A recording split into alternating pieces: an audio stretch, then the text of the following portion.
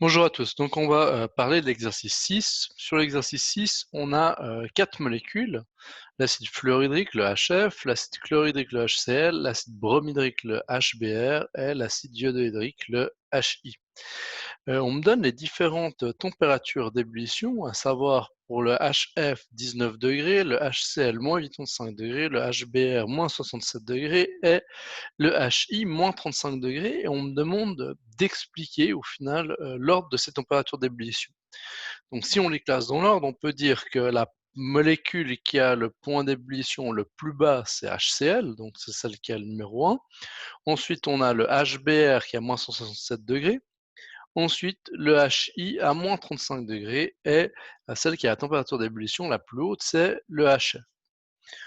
Donc, on va pouvoir dire que ici, on augmente, et puis j'augmente encore quand je vais en direction du HI.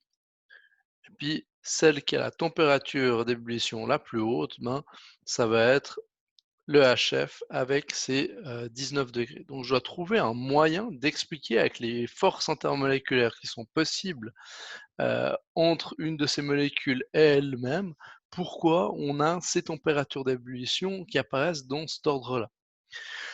Première chose, on va commencer par, noter et déterminer si les molécules, elles sont polaires ou apolaires. Donc pour la polarité, globale de la molécule, on est obligé de regarder, les électronégativités. Ici, le H, à chaque fois, il a une électronégativité de 2,20. Si on va chercher sur le tableau périodique les électronégativités, des halogènes, on va avoir 3,98 pour le fluor. On va avoir le chlore qui vaut, heu 3,16, le Br qui vaut 2,96 et puis le I qui vaut 2,66. Donc si on fait la différence d'électronégativité entre les deux, on va avoir une différence d'électronégativité de 1,78 pour le HF, pour le HCl de 0,96, pour le HBr de 0,76 et puis pour le HI de 0,46. Si je représente ça par un vecteur covalent, il n'y a qu'un vecteur covalent sur la molécule, donc ça va directement être mon μr permanent. J'ai un μr permanent ici sur ma molécule qui vaut 1,78. Ici un μr presque 2 fois moins grand, qui vaut 0,96. Ici un μr de 0,76 et ici un μr de 0,46 qui est le plus petit entre les deux. Donc, toutes ces molécules, puisqu'elles possèdent un μr permanent, c'est des molécules polaires.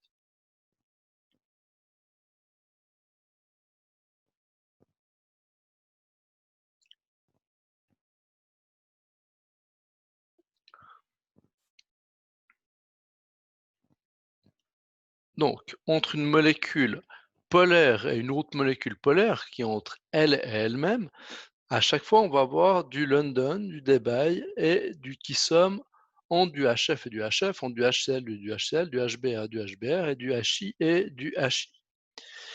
On a une particularité dans la première molécule qui est le HF, puisqu'on a directement un groupement HF, donc elle est polaire avec ce fameux groupement HF ou FH, que les autres du coup ne possèdent pas. Elles ne possèdent ni de groupement FH, ni de groupement OH, ni de groupement NH. Donc c'est des molécules au final polaires, mais sans cette particularité-là. Donc ici, on a que la molécule HF, elle est capable de faire des ponts hydrogènes, ce que les autres ne sont pas capables de faire. Maintenant, pour pouvoir comparer London Debye et le Kisum sur les différentes molécules, donc je finis ici avec mes ponts hydrogènes, je vais être obligé de compter déjà le nombre d'électrons total. Donc si on fait le nombre d'électrons totaux, On va avoir, pour l'hydrogène, on a un électron. Pour le F, on en a 9 en tout. Donc on a 10 électrons sur la molécule. Entre le H et le Cl, on a 1 plus 17, donc on a 18 électrons. Entre le H1 et puis le Br 35, on a 36 électrons. Et entre le H et le I, on a 54 électrons. Si on reprend les muR permanents qu'on a tracés sur nos molécules, ici j'ai un grand muR presque 2 fois moins grand pour le HCl, un muR encore plus court pour le HBr, et puis un muR tout petit pour le HI. Donc si on traite les forces, et on compare maintenant les différentes forces de London, Debye, Kisse, on peut dire que London, on a 10 électrons, 18 électrons, 36 électrons, et puis 54 électrons. Donc ici, d'un point de vue des forces de London, on peut dire qu'elles augmentent plus on va en direction du HI. Donc ici, pour le moment, on a quelque chose qui est logique déjà avec ce 1, 2, 3, mais on a quelque chose qui n'est pas logique avec ce 4 pour le HF qui est à 19 degrés. Pour les forces de Debye, puisqu'on varie et les électrons et le moment dipolaire, c'est dur de dire quoi que ce soit. Donc les forces de Debye, on va pas dire grand-chose sur elles, on va pas s'amuser à les comparer, puisqu'on a au final le paramètre du muR permanent et du nombre d'électrons qui varie.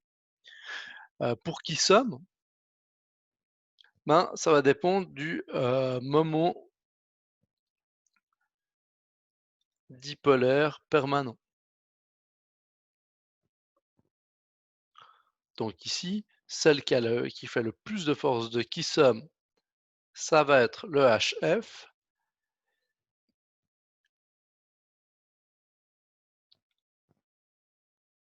À l'inverse, ensuite le HCl, ensuite le HBr et pour finir le HI. Si on regarde les forces avec les ponts H, celle qu'on a le plus, c'est le HF. Et puis on a autant de force entre le HCl, le HBr et le HI, c'est-à-dire aucune liée au pont hydrogène. Donc maintenant, je dois être capable, grâce à ça, d'expliquer ces températures d'ébullition et on va pouvoir expliquer au final cet ordre des températures d'ébullition et le seul moyen de les expliquer est de dire ce qu'on a en pratique. L'augmentation, ça veut dire que les forces de London, ici, doivent être relativement fortes, puisque ces forces de London vont ici permettre d'expliquer ce qui se passe en termes d'augmentation de température d'ébullition. Donc les électrons font que le HCl a la température d'ébullition la plus basse, ensuite le HBr, ensuite le HI. Et le seul moyen d'expliquer le fait qu'on ait un HF qui soit largement supérieur aux autres, c'est pas de dire qu'il a moins d'électrons que les autres, parce qu'à ce moment-là, il devrait se situer à moins de 85 degrés. C'est cette fois de dire que on a largement plus un moment dipolaire très grand, et puis surtout, au final, des ponts hydrogènes qui vont placer, au final, l'acide fluorhydrique en première position avec ces 19 degrés de température d'ébullition. Donc voilà, donc au final, ici, on reprend l'exercice simplement à la place de trouver les températures d'ébullition et l'ordre des températures d'ébullition, on nous donne les températures d'ébullition et on doit donner une explication à l'aide des forces.